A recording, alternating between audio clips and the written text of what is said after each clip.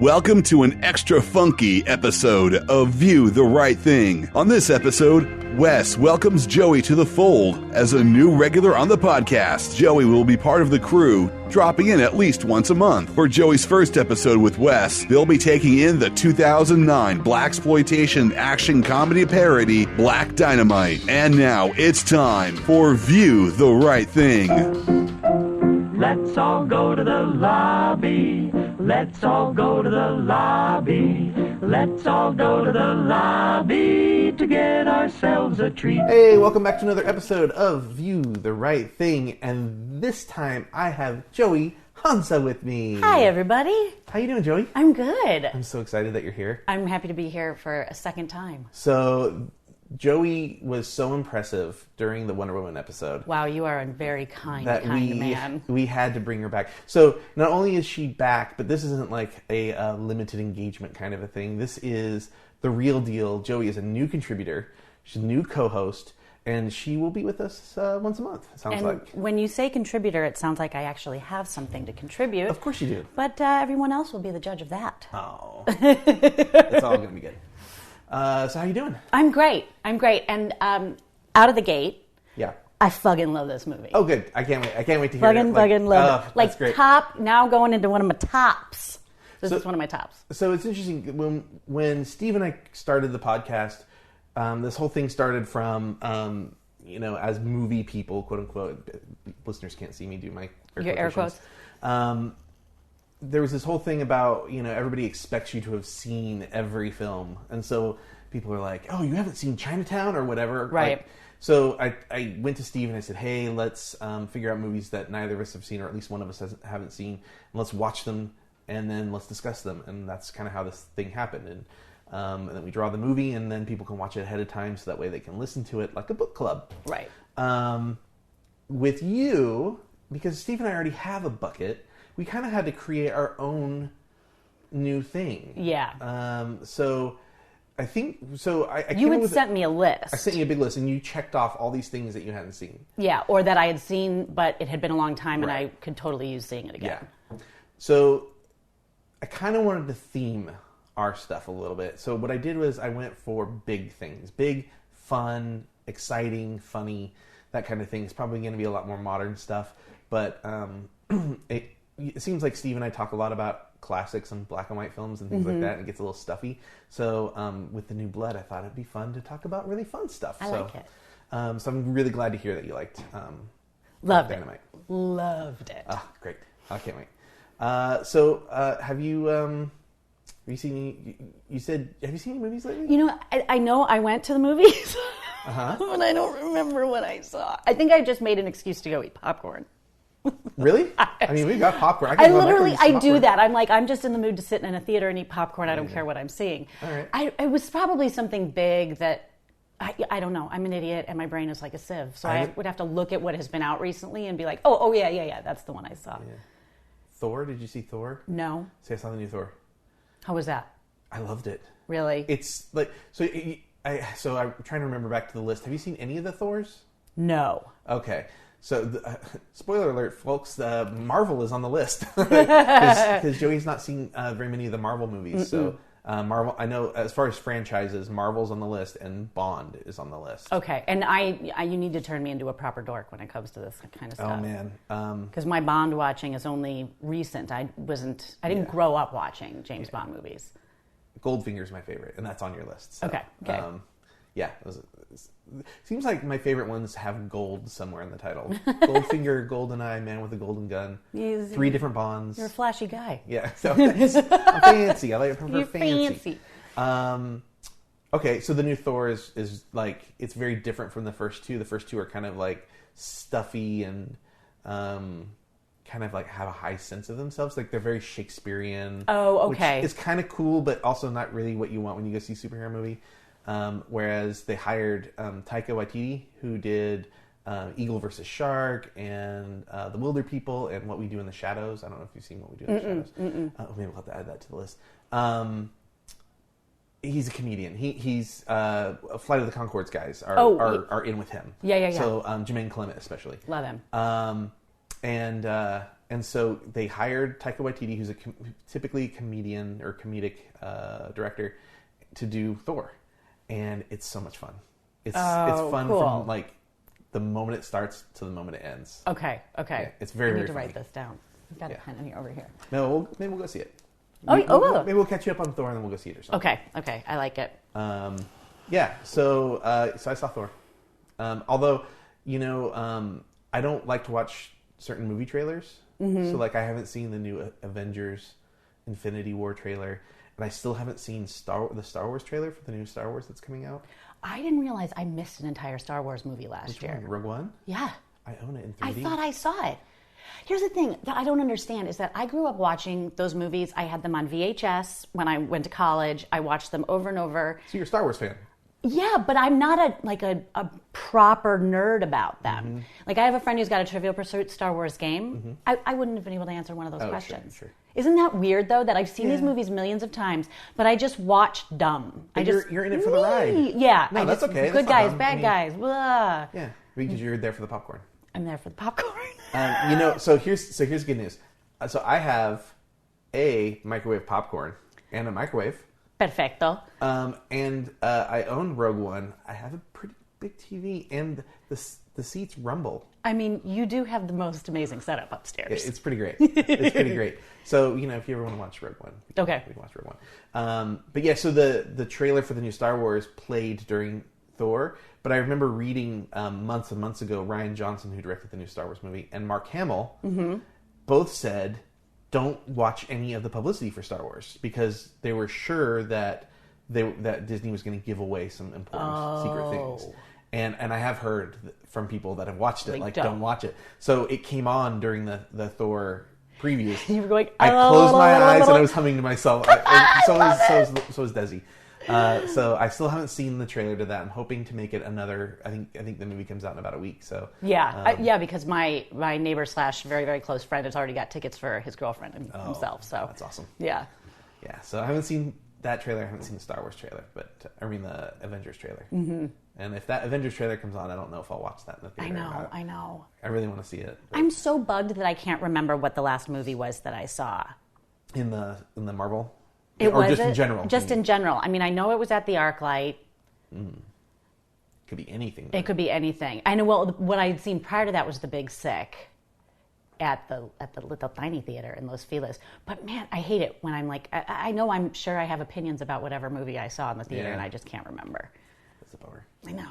Yeah. Unless we pause and I do a little research. I mean, you can do research while I'll talk about some trailers that I saw. Yeah, do that. I saw. What did I just watch? All the Money in the World. It's a new Mark Wahlberg, but it's like a period piece about Mark Wahlberg in a period piece. It's kind of a period piece. So he plays a spy, and it's about John Getty. Okay. And his grandson that was kidnapped, and Mark Wahlberg's like the spy who's going to try and help them get his grandson back. So it's loosely based off of truth. It's based on a true story, inspired by a true story. Okay. I don't know. It looks interesting. It looks very exciting. It's got Michelle Williams in it. It has Christopher Plummer, and then the grandson is a guy named Charlie Plummer.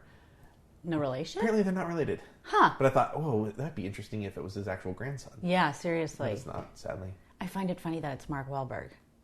Yeah, I like Mark Wahlberg. I mean, I love him, but I loved him in I Heart Huckabees because that's Oh him. yeah, I love that. He's hysterical in that movie. Yeah. So taking him seriously sometimes. That's why I'm like, well, I'll be curious to see how this thing ends up. Yeah. Oh, yeah. That director though, I Heart Huckabees director. He's like so talented, but I hear he's like a nightmare. Unfortunately. Yeah. I know there were so many problems on that set. Have you seen the behind the scenes videos of Lily Tomlin and I feel so bad for Lily Tomlin. I know. Because nobody should ever be treated that way. No, on absolutely set. not. Absolutely not. And I think in this current climate, I don't think that would be that'd be career ending at this point, yeah. I mean, it's not exposing yourself bad, but I mean, it's bad. No, not ejaculating into a potted plant in the lobby of a hotel. Right. It's so bizarre. That's the one image I can't get out of my head. It made me puke a little in my mouth. What's going on with the world? I don't understand it anymore. Oh, yeah, it's bad. I saw this other. You stopped doing research because I distracted you with Christopher Plummer. You were going to try and figure out what movie you saw. Yeah, but keep going. Okay, so I saw this other trailer that I really, really liked called Thoroughbreds. And it's Anton Yelchin, who died. And he died before the last Star Trek came out. And I've seen 2 movies since that movie came out, Star Trek, with him in it. And I think he's got maybe one more. It's like he was really busy. Busy, yeah. I also recently, when I was looking him up, he's part of the 27 Club. And it was an accident. Like, he didn't commit suicide or anything. He didn't overdose. He was 27 years old. Wow. It's a strange coincidence. Sad. But yeah, Thoroughbreds. It's a movie with, I should look up their names because I don't want to just be like, oh yeah, the girl from this. I know. I do. Well, I'm the worst. Everybody will come to find out that I'm really terrible. Well, I also don't want to be like an a-hole dude who can't remember women's Whatever, names. that dude with the chick and the thing and the dog. Two actresses I really, really like. Anna Taylor-Joy, who was in Split and The Witch. Okay. And then Olivia Cooke, who is phenomenal in Me, Earl, and the Dying Girl, which is like a little indie movie. That sounds familiar. And then it's got Paul Sparks in it, who plays the dad of one of those 2 girls. And he's like real strict and they're rich. And they come up with a plot to like, quote unquote, solve their problems. And that's to hire someone to kill her dad. And that's Anton Yelchin, is like the drug dealer turned would-be assassin. I must have been super, super busy in the last couple of weeks because I started to see even screeners come in at clients' houses because I haven't gotten any screeners yet. It's that season. I was like, I don't know this, I don't know this, I don't know this. And a lot of things that are coming out right now, I'm like, I have no idea. I'm really curious what the screeners are right now. I know. I wonder if I'll get any. I don't get screeners. I'm not in any. You're not a SAG or WGA or... Nobody wants to put me in a... Oh. Yeah. Oh well. Yeah, well. I got friends that occasionally have things. Let me kind of peek over their shoulders while they're watching stuff. I saw Baby Driver. Okay, yeah, I know, and you and I talked about like a long time ago I had a that very we're going to have to discuss Baby Driver. Strong opinion about on a Baby podcast Driver because you and I are of differing opinions. Yes, on we Baby are. Driver. Yes, we are. Haven't seen Blade Runner yet. Haven't seen Blade Runner. People keep telling me to see Girls Trip, which I think is hysterical. Huh. What else? Maybe it's just been a long time. It was American Made. That was the last movie I really I want saw. to see that. How is it?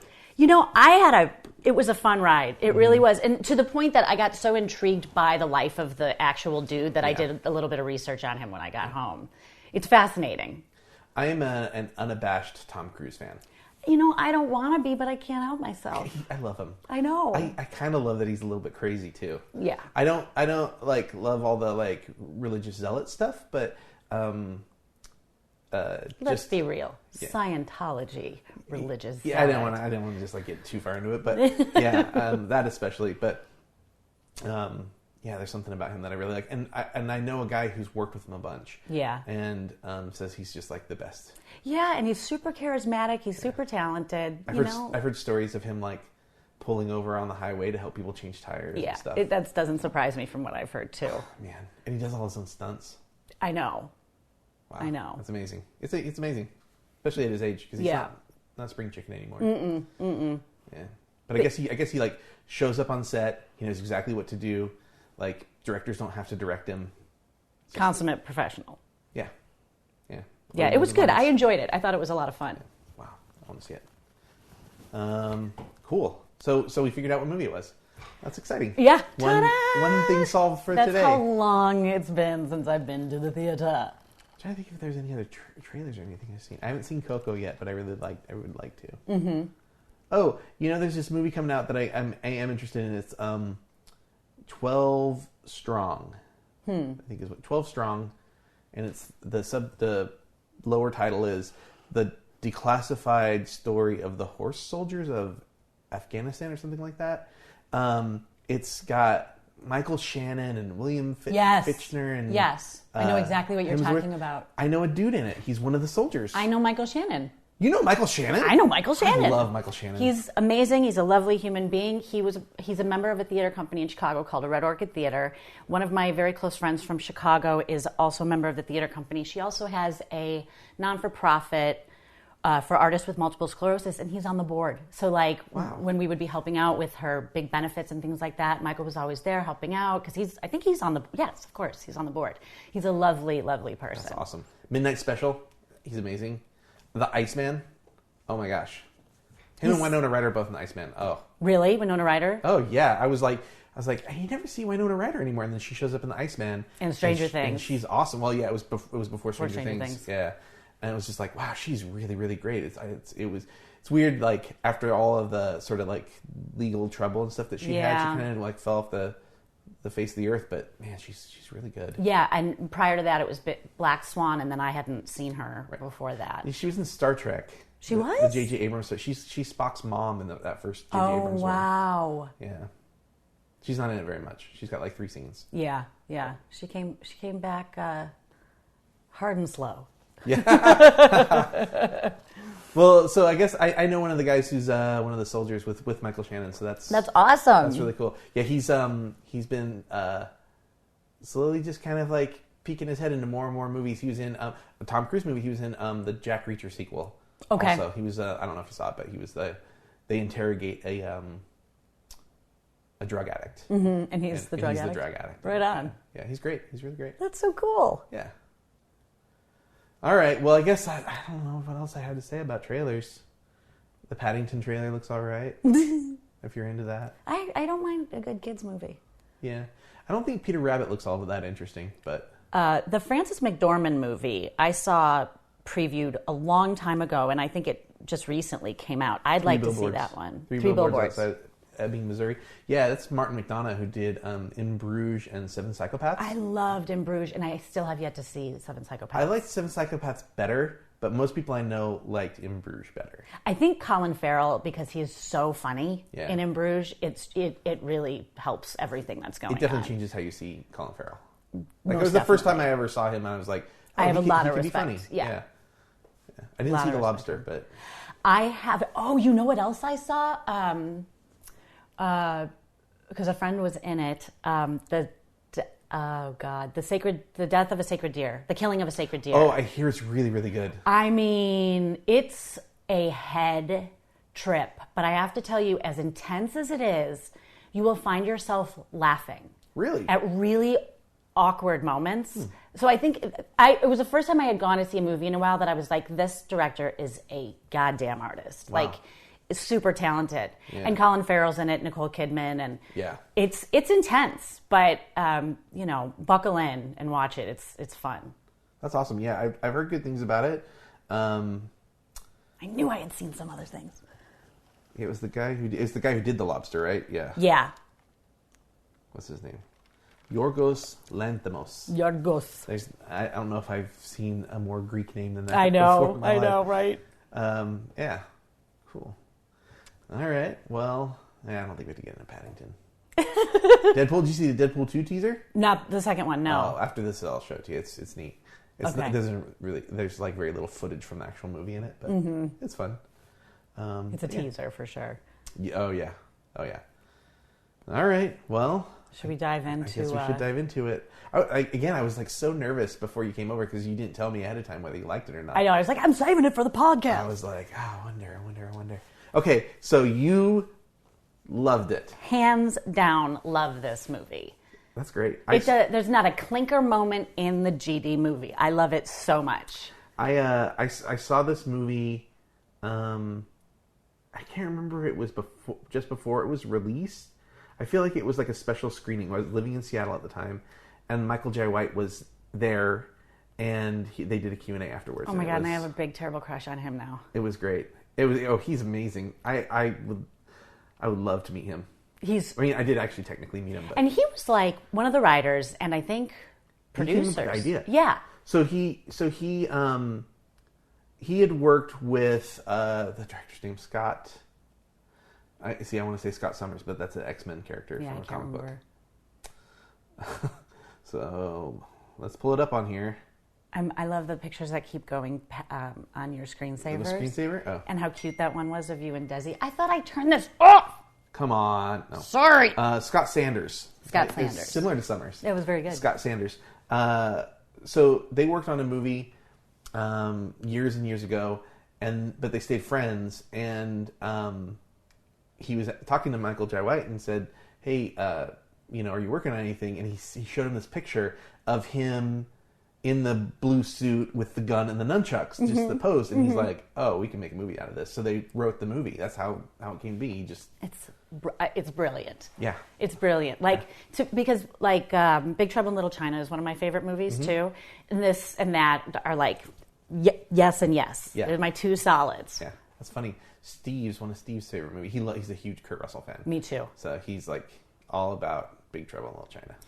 If he's a big Kurt Russell fan, he should watch the documentary, The Battered Bastards of Baseball.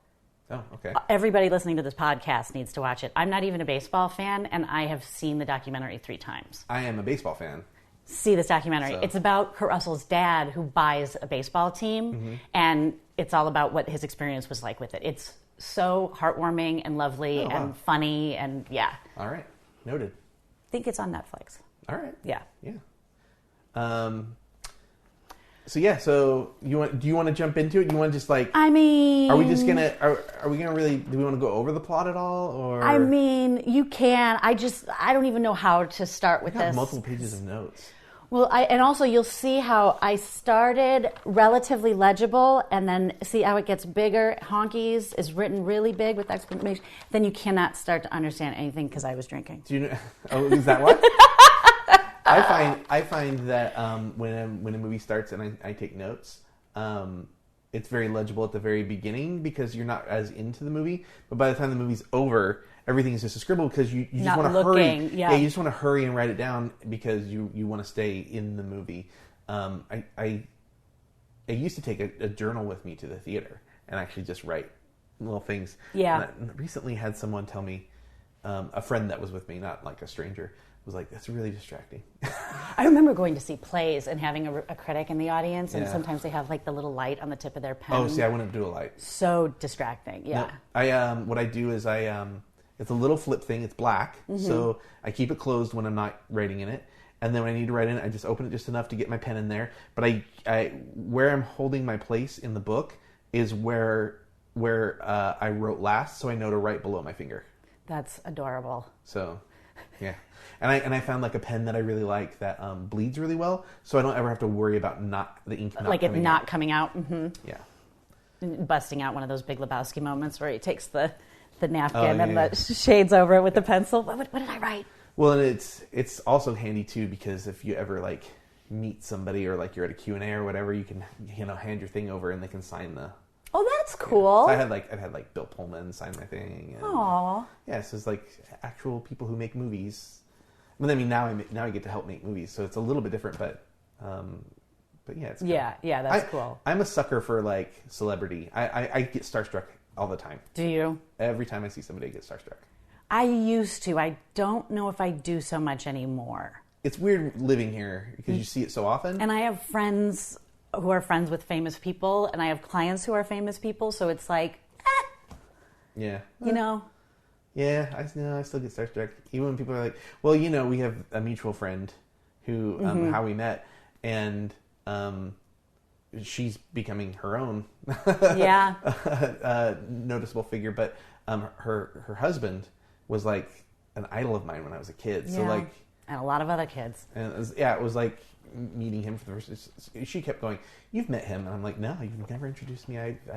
So the first time I met him, I said dumb stuff. Well, but he's stammered. also so adorably awkward sometimes that it's hard to kind of not feel awkward around him because because he's a sweet person. Yeah. But there's not like an immediate warmth that comes off because I think he just has kind of his own social awkwardness. You know what I mean? I said profound something. You were like, "No, Joey, I was a proper dumbass." I said something profoundly stupid that I immediately regretted because I was so nervous, and I doubt he remembers it. So, without saying who it is, he's very well known in the world of Batman, and we met at a movie screening, and Missy said, "We'll sit with you, and I'll introduce you that way." That's how you guys met? Yeah, she said, "We'll sit with you, and I'll introduce you before the movie." And I said, "Okay." She said, "Go find a seat." He likes to sit closer to the aisle, so find a seat down there about halfway down. So I went down, Desi and I were waiting, And then I hear her go, "Hey, Wes," and I look up, and then she's directing him, and she goes, "Go sit down there with him." She did not come down and introduce him. That's classic Misty. Yeah. I'm sorry. No, I mean, it's okay to say I just wasn't sure if we should say I know. It's weird. And so he comes down, and I'm just like standing there, like, "It's nice to meet you," da, da, da. And then he goes, "Oh, really nice shoes." And I go, "Oh, I wore them for you." And I was like, "Oh, I'm a fucking idiot." Oh, that's so cute, though. I just didn't know what to say, and so like I sat down like all red, and like I turned to Desi and I was like, "I just said something really stupid to him," and she's like, "It's okay." So I waited for a little while, and he's sitting there quietly, and I'm sitting here quietly, and I turned to him and I go, "Can I ask you something about Batman?" And he was like, "Yes." And all of a sudden it just clicked. Aww. And I was like, "This is a dream come true." Oh my God. And he loves it. He loves to talk about it. Yeah. He loves to share ideas too, Yeah. Sometimes when I'm working with him, and he'll be like, "So what do you guys think of this?" Yeah. And if you don't get his joke, if he makes a little cartoon thing, you don't get his joke, he kind of goes, bows his head and goes back to his office. That sounds cute. Good guy. Yeah, he really is.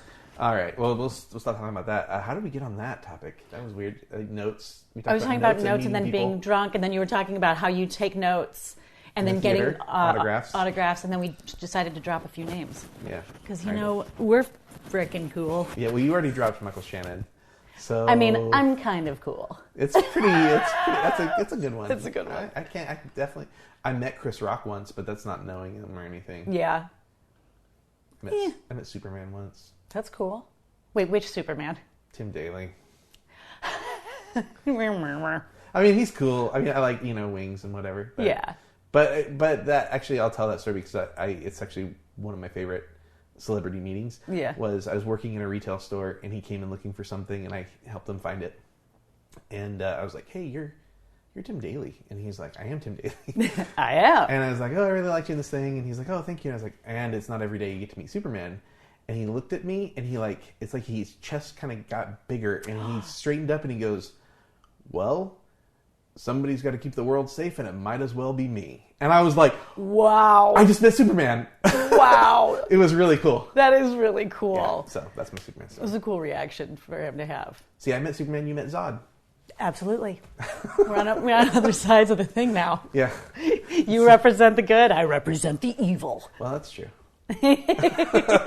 Okay, so you have crazy notes. I've seen this movie like a million times. I didn't take any notes. Well, hey, nobody's judging you. I'm judging myself, maybe. Well, I was drinking when I first started watching it, so I wanted to make sure that I didn't. And the other thing, too, is that then I watched it again, and you know what I mean? You watched it twice? I did watch it twice. Because you loved it so much. I loved it so much. And also, here's the thing, and this is going to tell an embarrassing story, which really isn't that embarrassing. It's more embarrassing to tell. Mm-hmm. I first went to go see this movie with a guy I was dating at the time when it was first out in theaters. Mm-hmm. And I had been to my annual female doctor. Okay. I think it was that day or the day before. And, no, it must have been the day before, because she called me and was like, "You have this STD." And I said, "I'm sorry, what?" "I don't think so. I didn't come to you because I was having issues." So come to find out,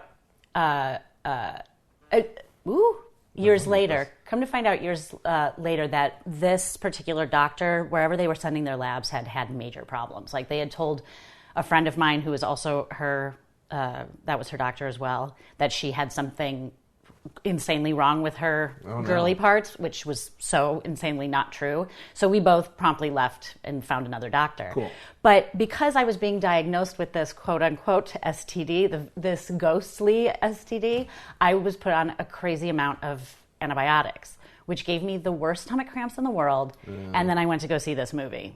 And so I had never had to leave a movie theater before, but I had the worst stomach cramps in the world. I finally had to turn to the guy I was dating and be like, "You got to take me home." And it was so sad that it was going to taint what I thought of the movie. And so I never saw it after that. And then I went and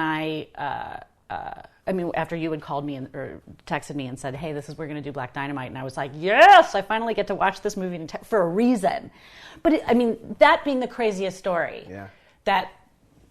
You know what they say? Time heals all STDs. Oh my God. Sure I was like, really? Really? This is not true. I tell the guy that I was dating, I was like, "By the way, I think you got to go get tested for this thing." He didn't have it. It's like, It was just the labs were coming back with this weird stuff. Yeah. So promptly left that doctor and found somebody Well, else. I am so glad. That I don't have an Well, that STD. too, but I mean, I'm happy for you on that front. But I'm glad that I have a co-host that can tell these kinds of stories. Yeah. Oh, yeah. It's all on the table here. Mine and Steve's stories aren't that interesting. I may pull something out you didn't know that was interesting. It was interesting.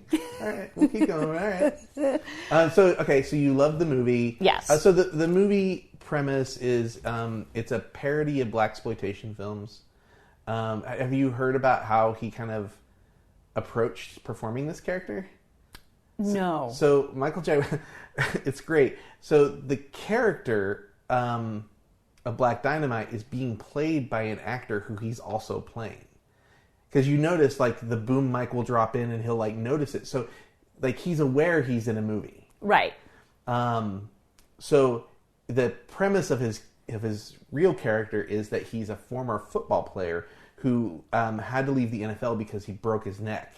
So if you notice in the film, he has trouble turning his neck one direction. He has to, like, move his kind of whole body. Oh, see, that's funny because I just assumed that was just some weird affectation he decided to strap on. So his character is actually the actor who's playing Black Dynamite. In the film, which I love. I didn't know that. It's a really great way to approach a character. I think. Yeah, I agree. It fleshes him out even more. Yeah.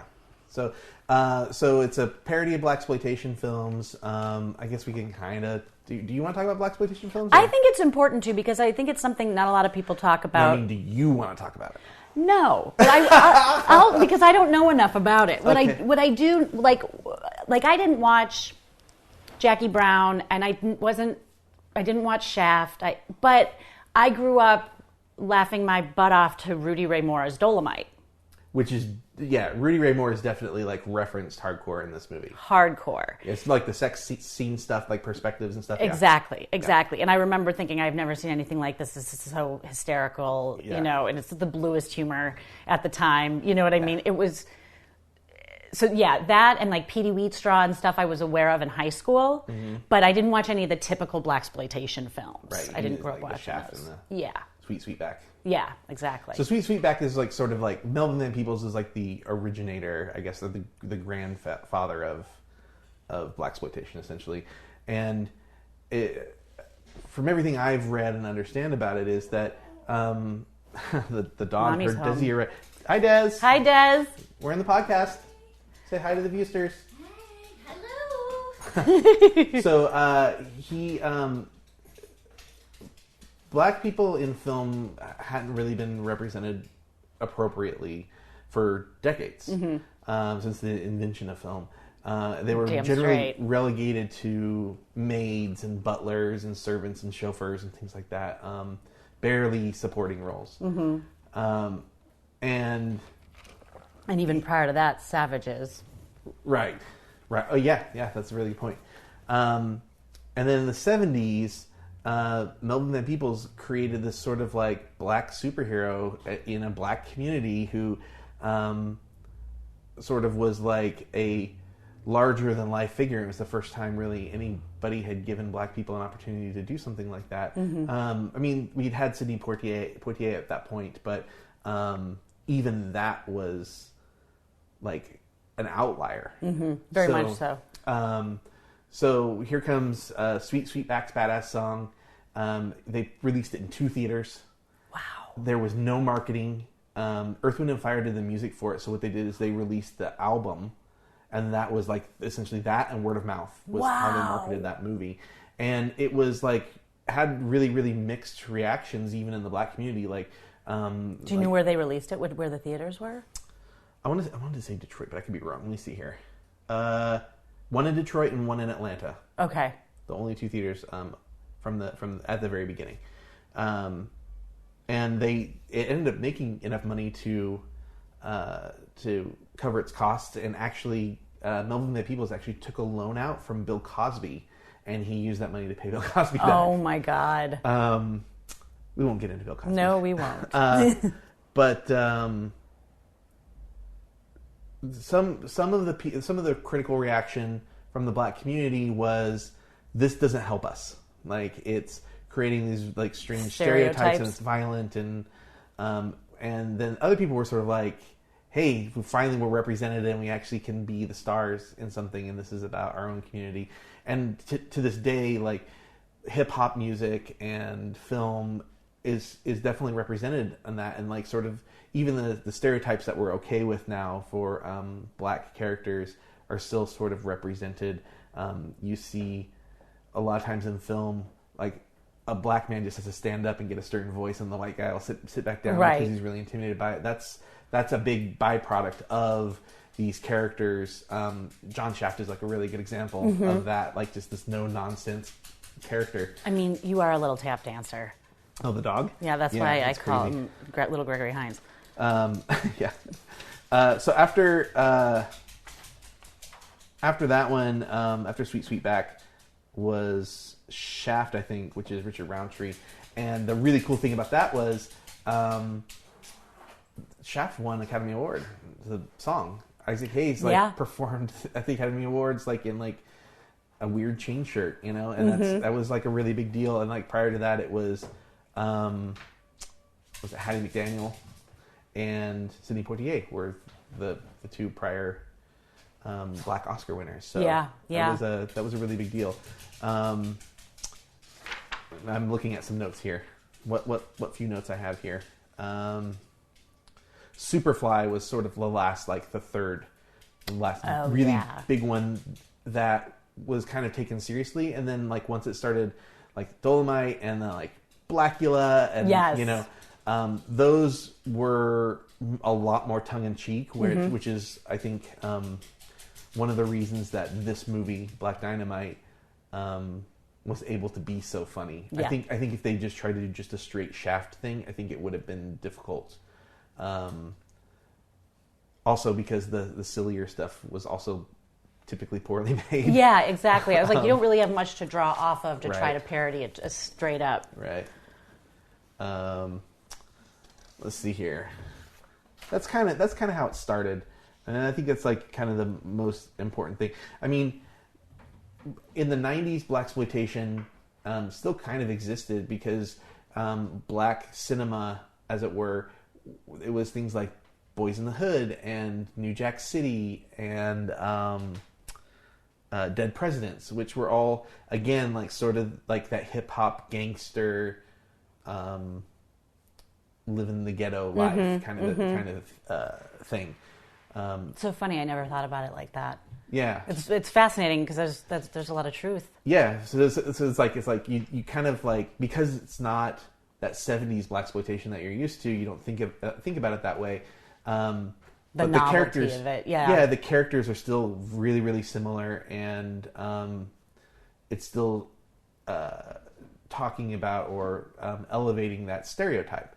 And now black cinema is definitely evolving. You see things like Moonlight, you know, and you see that there's a lot more that can be said. So it's kind of exciting to. I mean, I don't want to say it's not exciting that blaxploitation is sort of dying, but it's exciting that more people are having a varied voices, I guess. Yeah, is what I'm gonna get at. Well, and it being part of the evolution of them in cinema. Right. You know. Yeah, I agree.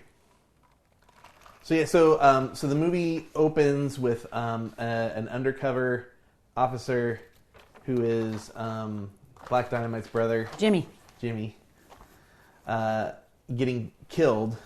That Jimmy's performance, I can't remember the actor's name, but Jimmy's performance is very reminiscent of those blaxploitation films too, where they like try to sort of overspeak or overstate like performance. And his eyes are really wide, and he's like, "I am not a rat." Yeah. You jive turkey. It's funny stuff. He's got the very like theater stage presence kind of thing going on. Classic actor. Yes. So he gets killed, and it all revolves around drug dealers selling kids the drugs in the community, which ultimately, and during the movie, leads to like my favorite line, which is, "But Black Dynamite, I sell drugs to children in the community." I know, that whole scene is amazing with Arsenio Hall. And what is it? Cedric Yarborough's in that. And who is the cowboy? What is he? Oh, is that Mike Epps? No. The character's name, and then when he announces himself, and he's like, Chicago Wind? Is that no, Chicago? not Chicago Wind. The names are amazing. Chicago Wind, Cream Corn. Cream Corn, yeah, that's such a great name. Right, Tommy Davidson, who I love.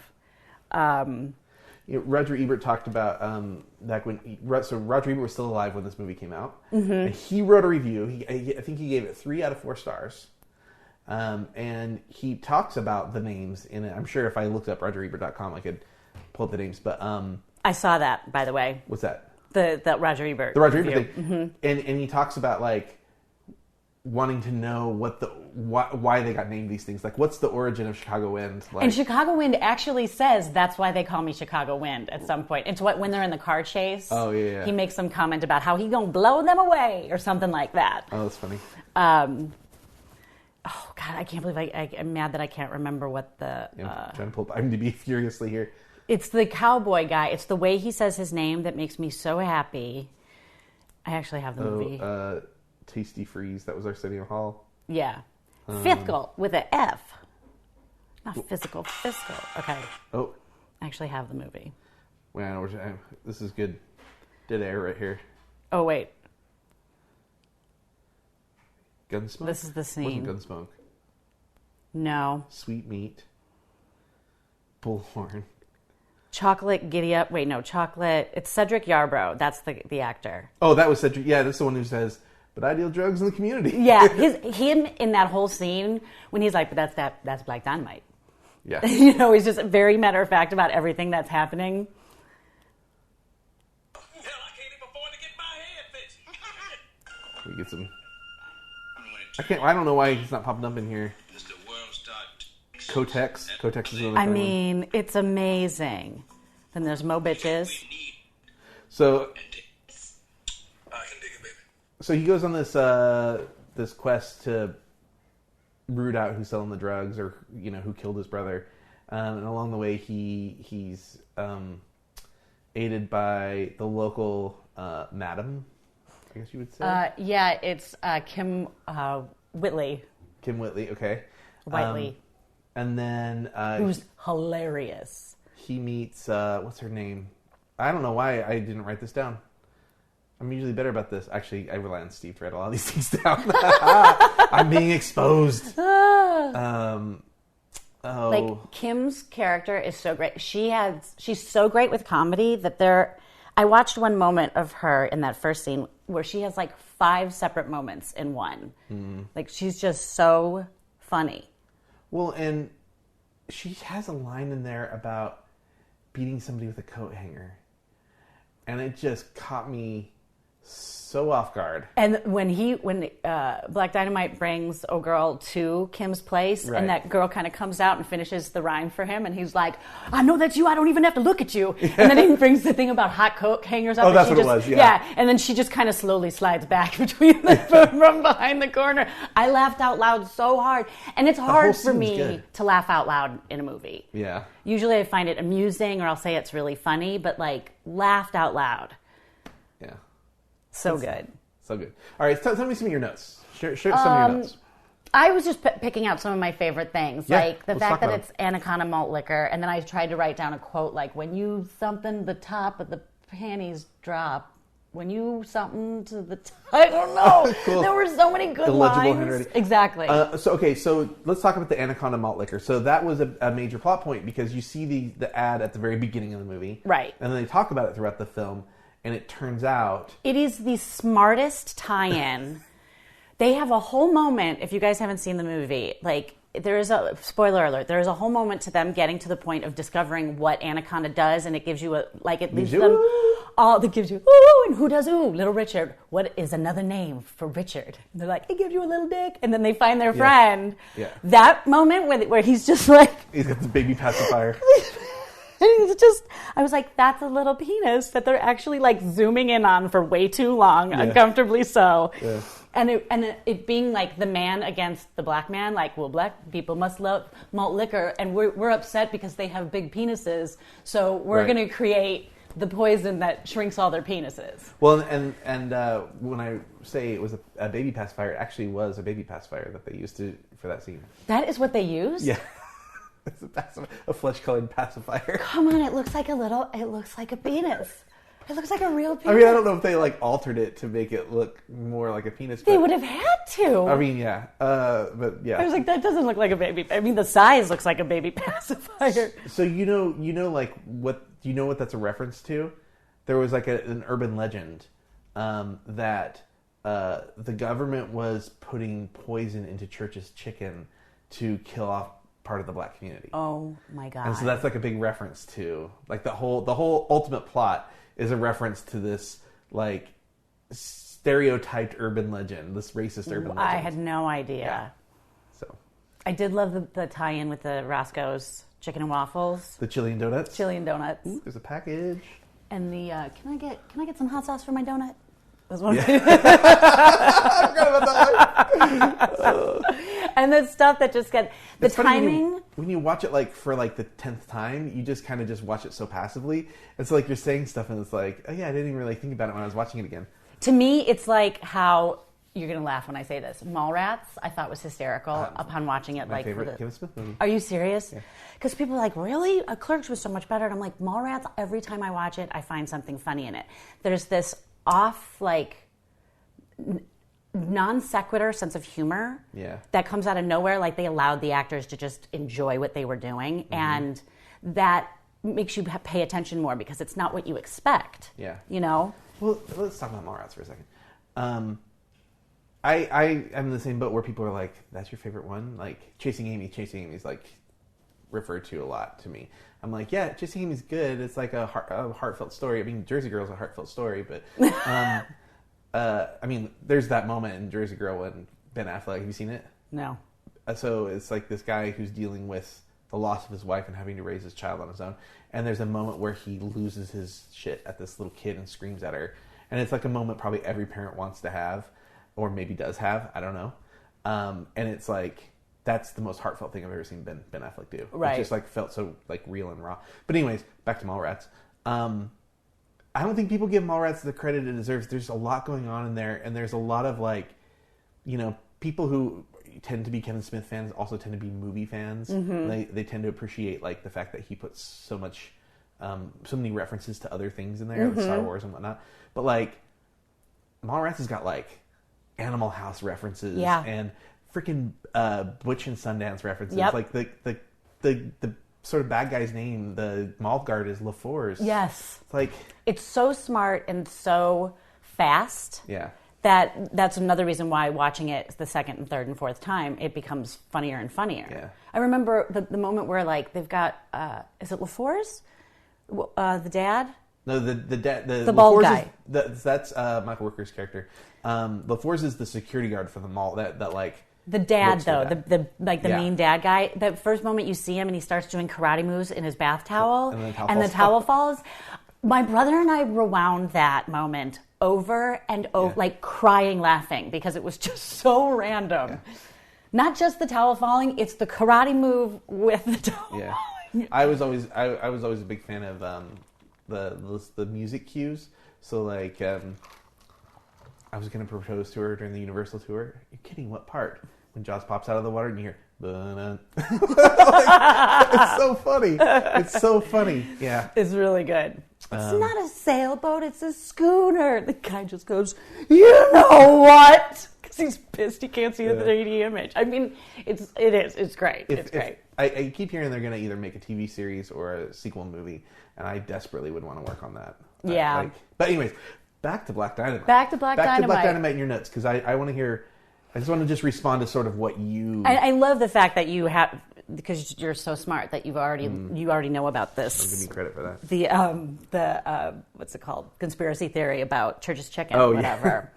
Why Black Dynamite? Why Vietnam? But he keeps calling him a Chinaman. He keeps calling the kid Chinese. Mm-hmm. And then when he has that moment, he says that. And then he looked up at my and he stared at my belly and he said something like, "Why?"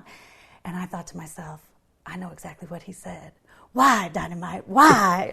I mean, it was just the way, the delivery, the delivery that he has You know what's so funny? That's how drunk I was. When he called that guy cream corn, I immediately thought of David Lynch and Twin Peaks. Are you a Twin Peaks fan? I like it. There's a reference to cream corn in Twin Peaks, so I was clearly going someplace. This was not meant to reference Twin Peaks. Oh, no. You're a corn-fed fool with a lot of mind map? I don't. There was a moment where they call him Uncle Tom when he's in with the Black Panthers, and Saeed says, you know, he's like, I'm blacker than you will ever be, and blah, blah, blah, blah, blah. And the guy just looks at him and goes, I'm sorry. Like, the honesty about it was so cute, and which is why it makes that moment so funny. I think for me, this movie, mostly, I just admired the level of humor and the sense of humor that it was. Even the sex scene, when they animate the astrological symbols of like the different positions that they're in, instead of actually watching a sex scene just get insane, you know, like flying from trapezes or something like that. Yeah. I think they used the style of the 70s more so, which was cool. Because they already had the crazy boob moment in the beginning with the black woman, the white woman, and the Asian woman all having sex, and like, girls, keep your voices down. You're going to wake the other bitches up. Yeah, you know? It's so unexpected too. You know, it's funny, like, when you bring up, like, the nudity, too. There's just enough to make it feel authentic, you know, because there's... I think people have used the term and heard the term gratuitous nudity before. Yeah. And I don't think people always understand really what that really means. Like, it's not just that there's, like, a lot of nudity, or it's like, purposeless. You know, like, totally purposeless. Like, when there's just a scene with just a woman who has no top on, and it's like... All right. Like Olivia, National Lampoon's Vacation. Chevy Chase's wife. Oh. Beverly D'Angelo? Beverly D'Angelo, Olivia. Yeah. Beverly D'Angelo sounds like Olivia to me. When she just turns around and looks at him when she's in the shower, and it's like, of course they get her from just below the boobs up, but it's so unnecessary. Yeah, absolutely. Yeah. Which is so 80s. The 80s Very just 80s, loved to show a set of boobs whenever they could. Well, because nowadays, like, you see that in, like, art films. Yeah. But you don't see it so much in, like, comedies and stuff anymore. But, like, in this, it kind of works because it, you know, it's not like they did a ton. They did just enough to make it feel authentic, which I thought was better. Yeah, it was just that beginning moment. Yeah. And I think even when he's with the nurse in the doctor's office... Mm-hmm. Like the overly sexual tones in it, of course. I don't even know if you can see her breast. I think you can see that her top is unbuttoned. But yeah, they didn't go too crazy with it. And the lead female, they don't do that either. They keep her covered. Yep. I can't say. I mean, the karate scenes when he's doing his kung fu and he's just killing these guys, but it's really his practice at home. Yeah. You know, like all of that stuff, and like when the women that are at Kim Whitley's place, it's Kim Whitley, I think, it's not Whiteley, are just running around the banquet hall, just like with their forearms blazing, like like it's just those little things that make this movie so much fun, and goofy, and well, I'm a big fan of the dude when he's doing the practice stuff. The dude that, like, gets up to run away when he turns, like, Black Dynamite on the other side. Cracks me up. And, or, like, when he was a kid, he's like, orphans. I was an orphan. And then they have the kids making fun of him being an orphan, and then they fly out the window, like, dynamite. And then they just toss another kid out the window, you know. That song, too, I think that song was an authentic song that they found. Really? Yeah, I think... additional music was written because that's all specific to the script. Like they even make. Oh yeah, there's the whole thing with like Bullhorn narrates like one of the songs too, right? Mm-hmm. Which is also like a really like classic blaxploitation thing where the music actually follows what the character's doing. It's a nice touch. I want you to talk about something because I need to find this moment of Bullhorns that is my absolute favorites. I think it's at about 51 minutes. You just have the movie on your phone. Because I was watching. It is chocolate giddy up like that. It's so good. It's this moment here. It's after the sex scene, and then he goes in to talk to his crew. And I just love that everything he says rhymes. Here it comes.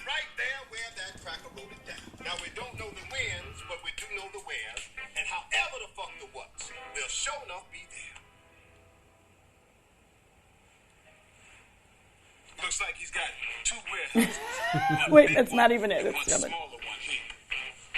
We break into the 2 units. We hit the small I thought it one was when he first. stood up. Then we scale the fence, enter from the south, using acetylene blowtorch to breach the warehouse from the back. That way we avoid the guard. I think he's an actor. Here it is. Gonna be running for cover. When us brothers get.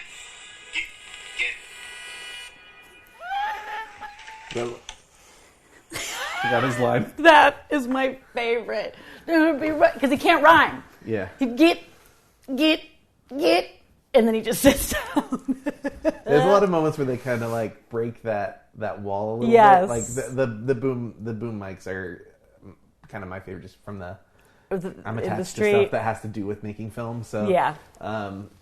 Stuff like that. I also really like the scene when he talks to the little girl, and My daddy's name is Black Dynamite. yeah, My mama said my daddy's name is Black Dynamite. yeah, Mine too. yeah.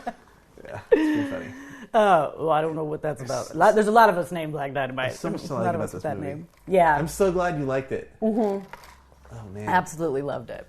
Everything about it. That gives me more hope in like suggesting things. I'm like, well, maybe she'll like the next thing. Maybe if you don't like something, then I've earned some goodwill with this one. You won't be so mad at me. It's very weird when I have opinions, especially strong opinions about movies. Yeah. Because I surprise myself. I usually don't think I have too many strong opinions about things in a negative way, because I'm Right. like, I just like to go for the ride.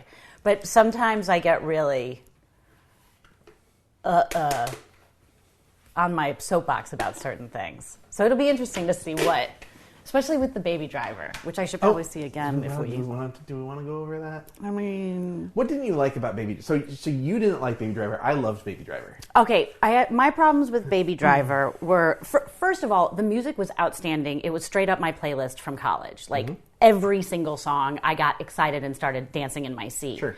And I loved the action scenes. And then I went, what is it trying to be? I couldn't figure out what it wanted its style to be. Right. And I thought it wanted to be true romance ish. I think it wanted that kind, not that style, but to be as stylized as It that wanted to be and as hip. obscure. And the other thing too is I like John Hamm, and I think he's actually great as a comedic actor. But I did not get what was going on. I think there was one moment where Jamie Foxx actually made me laugh out loud, and it was such a. Well, John Hamm was underused in the movie for sure.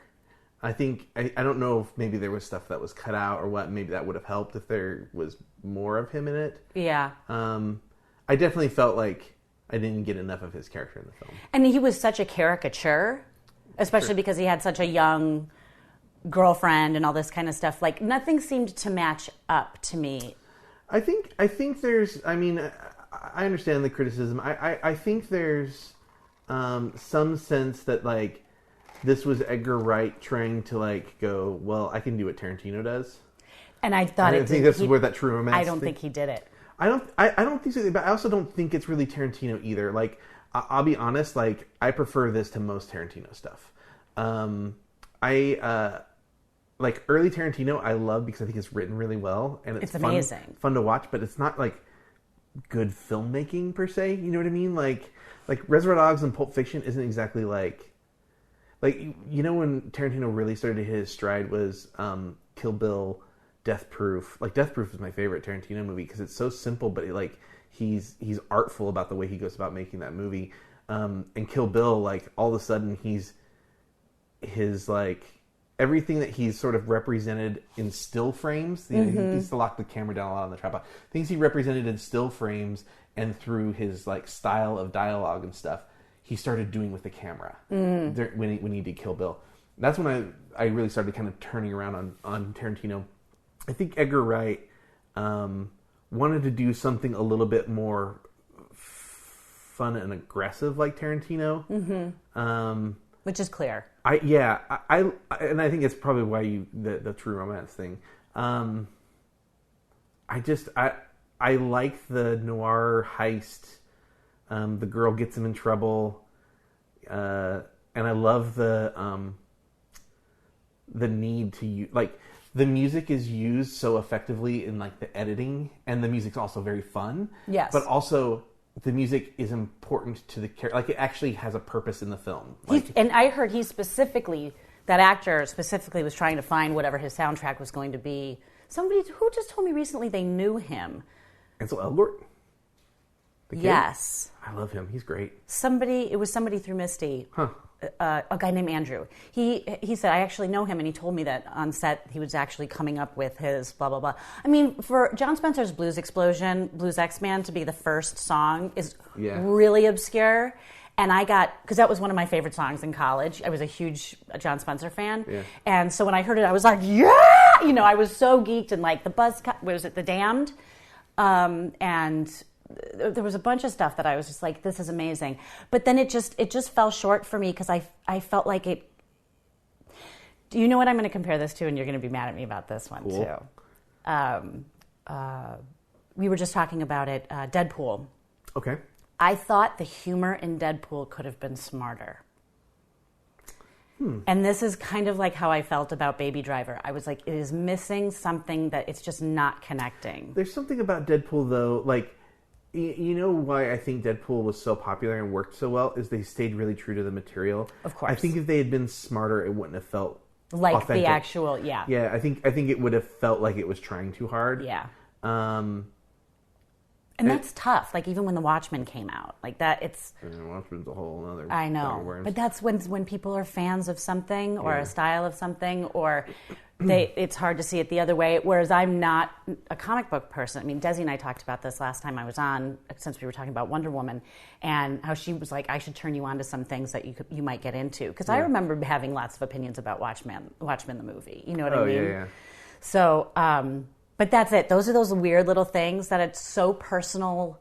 It's such a personal opinion. It's my own personal op-ed piece that I can't argue it with somebody because I would understand why somebody else felt differently. And not like again, I get where your criticism comes from. I think like for me, Steve didn't like Baby Driver either. And the things he didn't like, Steve's a music guy. He didn't like things like action happening on the beats. Like he's not I love that. See, I do too. Like I like the choreography.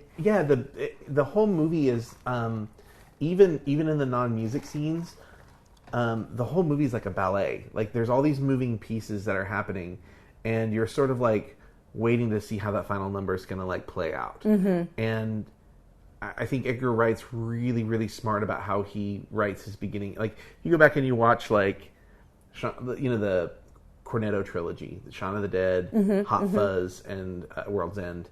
Like, he really takes great care in understanding when he opens a movie, he knows where the end is going to be, and that it's all about the journey of like trying to figure out how you get there. And in the Cornetto trilogy, especially especially World's End, he tells you everything you need to know about the movie in the first like 5 minutes of the film. Like World's End, he tells you what their journey is, what's going to happen to all of the characters, and who's going to survive.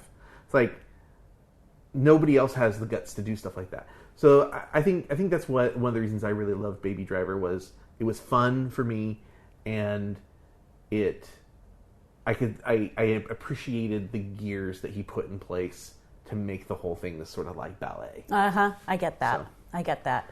Yeah. Fair enough, Wes. Yeah, every once in a while I have an okay opinion. You're a smart guy. I get the criticism that people have. I mean, sometimes it just comes down to like some people just like some stuff and some people don't. Well, exactly. I think that's what the fun is about talking about this stuff. Like I dated a guy who thought I was a picky eater, and I was like, no, I just like really good food. Whether it's out of a truck or it's in a fancy restaurant. If your spaghetti sauce tastes too much like sugar, I'm going to complain. Right. You know what I mean? Not complain. I'm going to make a comment about it because it's fun to talk about it, I think. Yeah. It's not like I'm just criticizing the crap out of somebody and patting myself on the back for it. It's like, no, I think it's fun to talk about. Well, I always talk about too, I've said a few times in the podcast that there's different ways to sort of talk about this. We're very clear about like what is our opinion, right? Right. And there's a difference between like liking something and something being like made really well, like the art of I can respect film. this. Right. Just again, something I say a lot. just because I like something doesn't make it a good movie, and something just because I dislike Totally. something doesn't make it bad. Totally. I love bad movies. You know, Me too. I enjoy. I own Tango and Cash. Nice. Well, I point to like Super Troopers a lot because that's one that I've never seen it, and I've heard a lot of people say that. added to the list just now. Okay. The new one comes out in April. I'm really excited. That's probably one of the movies I've seen the most is Super Troopers, and it's not a like well-made film, but it's funny. It's fun to watch. Yeah. It's got quotable dialogue, kind of like Black Dynamite. It's like you watch it and then you kind of want to watch it again so you can remember all the lines. And Fletch is the same way. Like these are classic, great, entertaining, funny. It's people who understand the stuff that came before them. One of the things we didn't really talk about with Black Dynamite that I really loved about the movie is that it's a parody film that it's modern, but they don't make it the same way people are making parody films right now. Typically with parody films right now, you have like Scary Movie is a really good example where they're just using the same dialogue from the first film and then just repeating it really, really funny. And sometimes that can work. Airplane's a really good example of that working. Airplane's based on this serious film called 0 Hour, where all the same things happen, but it's all very like over dramatic. But like there wasn't enough time between Scream and Scary Movie to like really feel like you could parody and do it the exact same dialogue. Yeah. Like this, not another teen movie, an epic movie, and whatever movie. It's all just kind of the same, and it's not like they're creating something new. Like that's what I love about Black Dynamite is they wrote something that was inspired by this stuff, but they did their own story. Yeah. So yeah, they didn't just ham fist something that we've seen that becomes a stereotypical teenage thing. Right. Yeah. Right. All right. Do we pick? You want to pick mine and Steve's next movie? You want me to pick your guys'? Oh, you just grab one right out. I mean, I don't know. Steve digs around. Oh man, Steve takes like an hour. All right, what you got for us? I've got The Battle Wizard. Oh, I don't know if we can get that now. I should pull that out. Should we pull it back up? Let's pull it back up because I don't think I don't think our boosters could get it either. I didn't. It's a hard one to get. I've never heard of it. It was in there originally for. So we did a Halloween thing, and the first year after the Halloween movies, I dumped all the Halloween movies into the bucket, and that was one 3 years ago we could get, but I don't think it's hard to get now. Oh, that stinks. Well, this one's Dear Zachary. Okay, great. I've seen it. Steve has not seen it. This sounds familiar. It's a documentary. That's what I thought. It's fantastic and hard to watch. It's Netflix. Netflix is on it, yeah. And Netflix has it, yeah. Okay. I don't know if it's Netflix produced or anything, but it's very good. Because I know I've seen it, and I love documentaries. Not seen it, but I've seen the Deer. Yeah, I've seen the picture. Jesus, Joey.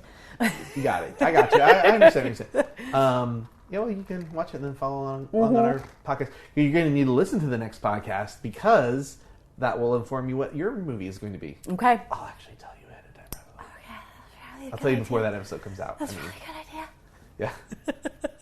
Yeah. Okay. Well, I guess that's it. Thank you so much for having me. I love this. Awesome. It's so much fun. Oh my gosh. And I get to learn a lot too.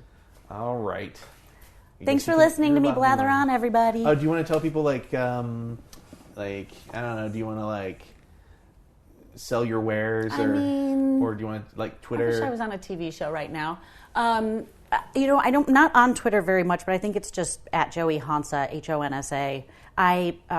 You could plug someone else's thing. Do you know what? I have YouTube videos, guys. If you are into home organization, I've got a couple of I have 6 5-minute videos about organizing your kitchen, organizing the wires under your desk as I look at yours.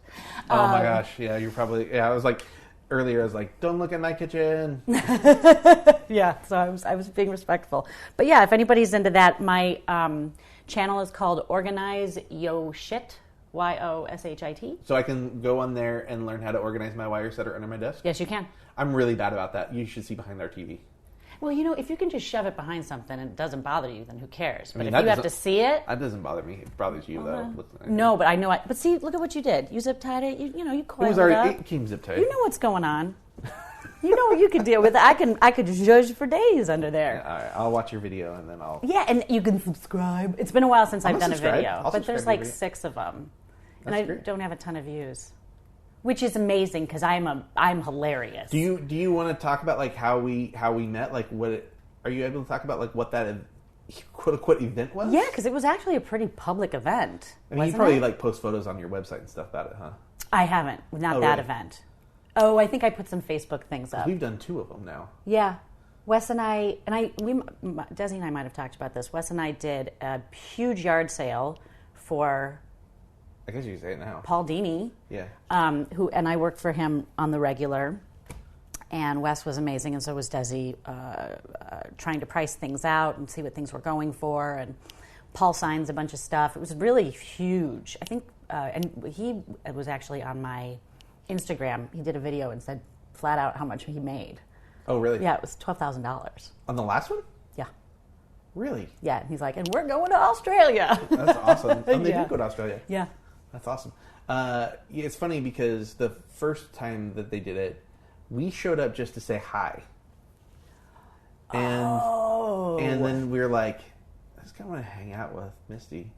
And then, so we started hanging out, and then it was like, hey, can you keep an eye on these things over here? It was like, okay.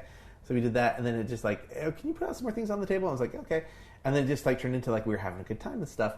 And then this last time, I had so much fun ahead of time. Like, yeah, when we were prepping it all up, yeah. Yeah, like it was like work, but I don't know, it was kind of fun just like hanging out. It was interesting, and watching Paul like make those self-cultivated Ziploc, and I was like, curated by Paul Dini. Curated by Paul Dini. I couldn't believe it. I was like, really? People are going to be... And I'm like, this is a world that I'm just not as into as everyone else. Yeah. And people were going after those Ziploc baggies like crazy. Yeah.